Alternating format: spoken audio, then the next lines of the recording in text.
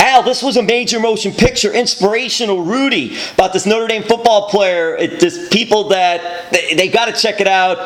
It's amazing, and you were part of this. What was it like when you're seeing that on the big screen? It was the first time I'd ever had an experience acting or being on any part of a major motion picture. And, when you're watching it being filmed, you're like, oh, I don't know, this didn't seem all that good. And then, and you're just seeing bits and pieces of the puzzle. And then, I'm like, hey, what are you going to, what's the title of the movie? And they're like, Rudy. And I'm like, oh, I don't know how that's going to go over. And, then you go watch it, and the way they put it together so masterfully, how they told the story, and all the little things that they do, subtle things. And Sean Astin was such an incredible actor in it. If you've not seen it, I cannot recommend enough, and not because I was a part of it or anything like that, but I can't recommend enough for people to watch it. It's such a great movie. It really is. Did you get to hit Vince Vaughn or Sean Astin a little bit, or no? I hung out with Sean Astin a lot on the set, because we were right there playing football, doing the football scenes and stuff. And he's a really wonderful guy. He's a really terrific person. Talked to Vince Vaughn a couple of times briefly, but at that time I don't think he was as big a star. Didn't even realize him. And what's his name? God, I can't remember his name now. The director of Iron Man. Oh, right, yeah, and he had his Jon Favreau. I'll say it wrong. Jon Favreau. Jon Favreau. He was in the movie too, I think, right? He was like Rudy's good friend. Yeah, he was Sean Astin, Rudy's college roommate friend, and yeah, he's been in so many movies and he's directed too. It's just, he was in there as well, right? And it was one of Vince Vaughn's first big acting parts, so he wasn't as famous back then and all. But Jon Favreau, I'll get it later. But yeah. Jon Favreau. That's it, Jon Favreau, thank you. So, that was just the cast in there ended up, it was like one of those where you watch a movie later on and say, oh wow, look, this one, when they weren't as famous at the time. So, did you, also in doing the movie, were you wrestling at that time too?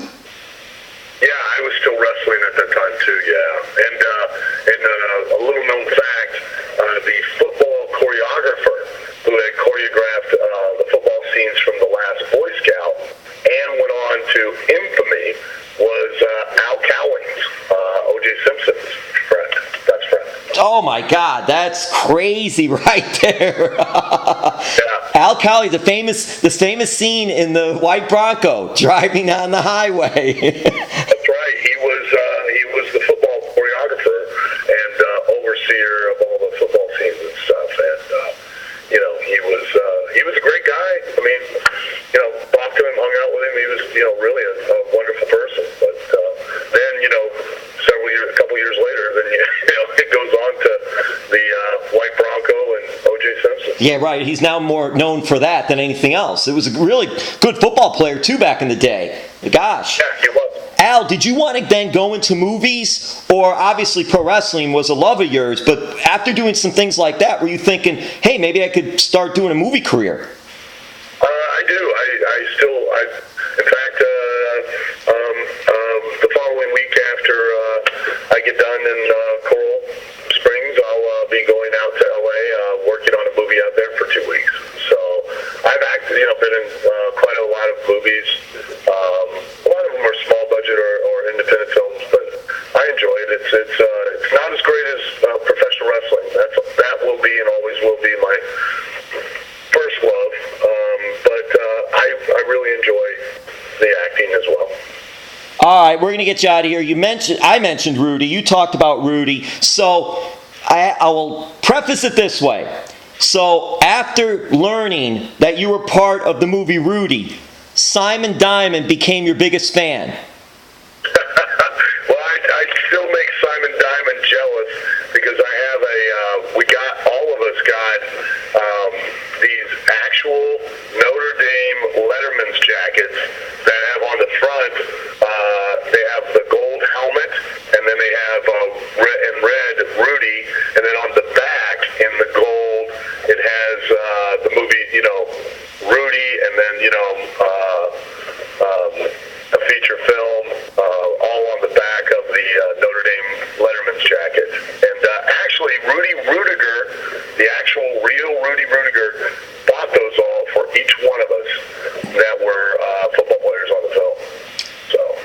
That's awesome. That's really a cool move. And he was in the movie. He had a couple of bit parts in the movie as well, so it was really cool. Yeah, and it's all, he and his family. I met both him and his brother and his family, and they all attested to the fact that it was all a true story.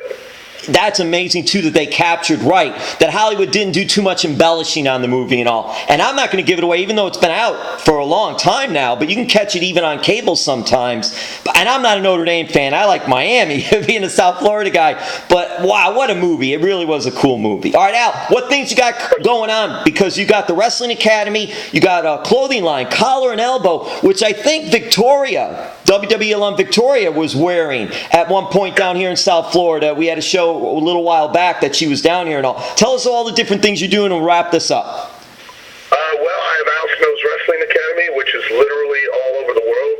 I've got 4 now in 4 locations in the UK, and I've got 1 in Romania, 1 in Denmark, and I've got 1 in Portugal, 1 in Greece, and 1 in Chile, and working on 1 in Malaysia. And then we're doing Collar and Elbow, which is collarandelbowbrand.com. You guys can go check us out. I have decided to create, like Under Armour is for football and Nike is for basketball and other sports have particular brands. I thought, let's make a wrestling brand and something that represents the passion that we as fans, because I still am just a fan of wrestling, no different than I was when I first started watching, and something that represents how much we love wrestling and how much we love professional wrestling, and we try to come up with cool designs that if you're a wrestling fan, you get it.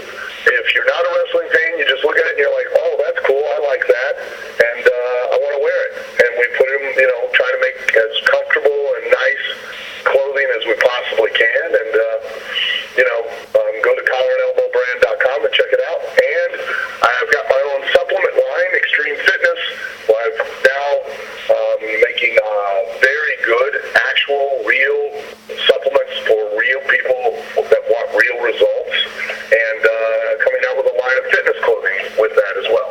So it's not like I ain't got nothing to do. I'm keeping busy. Al, that's amazing. I'll tell you what, I saw that Collar and Elbow.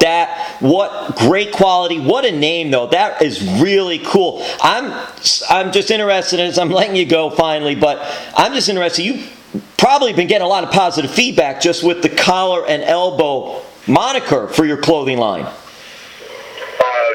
I mean, everybody loves it, and all the a lot of the main roster with WWE are now asking for it and are wearing the clothing, and a lot of the former WWE guys are wearing them. A lot of independent wrestlers are wearing it. A lot of independent fans. It's tough for us to honestly sometimes for us to keep up with the orders. We've been hustling to keep up with it because we've been doing so well with sales. Which, hey, knock on wood, that's one complaint that I'll never actually complain about. It's been great, and we just keep trying to come up with different and unique designs that communicate the passion that we all and the love that we all have for wrestling. But yet, and let's face it, I mean, if you're a wrestling fan, you kind of get ostracized a little bit if you wear a wrestling T-shirt or something, and you go walking around with it, and some people are like, well, you like professional wrestling, that's fake. Well, thanks, Sherlock. Like, you connected the dots on that one. I wonder how long it took you to put that together. But if you wear this, they'll just think it's a cool shirt. And if you're a wrestling fan and you see it, you think, wow, that's cool, and I get it, I understand, and that's awesome that you're wearing it, And it's something that you can share with other people. So, and it's fun. We're having a good time, and we're, getting to be creative and really come up with some really interesting designs. Yeah, I love the Sherlock reference. Okay, so is Mick Foley wearing Collar and Elbow? Come on, Al. Yes, he is. Actually is. He asked for some shirts when I saw him, and I gave them to him, and he put one right on. So you check our website. There's a picture of me and him together. Yes. All right, Al, thank you so much for all the time. We'll look forward to seeing you Saturday, February 10th at Coastal Championship Wrestling at Coral Springs Charter School Gym, and also the night before at the Main Event Training Center in Fort Lauderdale for a seminar with Al Snow. Thank you so much, Al.